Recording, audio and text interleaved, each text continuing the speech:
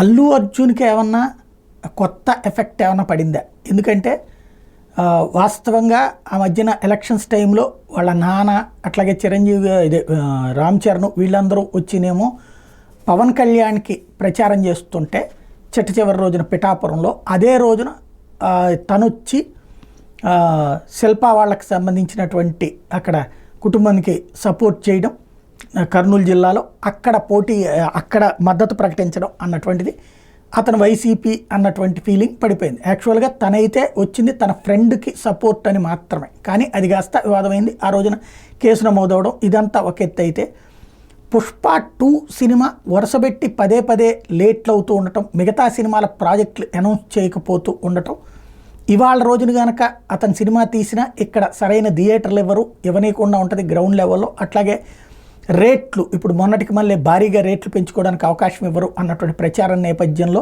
అందుకని వెనక్కి తగ్గుతున్నారు అన్నటువంటిది ప్రచారం నడుస్తుంది. దీని మీద బన్నీ వాసు స్పందించారు.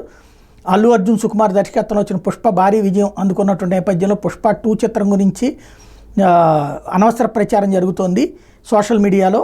వాటిని నమ్మొద్దని స్పష్టం చేశారు. పుష్ప చిత్రానికి 2వ భాగం తీయాలని నిర్ణయించుకున్నప్పుడే కథలో చాలా మార్పులు చేశారు, అందుకే చిత్రీకరణ ఆలస్యం అవుతుందని చెప్పారు. దాంతో అల్లు అర్జున్ తదుపరి సినిమాల మీద కూడా ఈ ప్రభావం పడిందని, ఆయన తన కొత్త ప్రాజెక్టుని ఈ నెలలో ప్రకటించే అవకాశం ఉందని బన్నీ వాసు చెప్పుకొచ్చారు. పుష్ప 2 ఈ ఏడాది డిసెంబర్లో ప్రేక్షకుల ముందు రావడం దాదాపు ఖాయమైపోయిందని, దానికి సంబంధించినటువంటి ఎడిటింగ్ వర్క్ జరుగుతోందని ప్రకటించారు.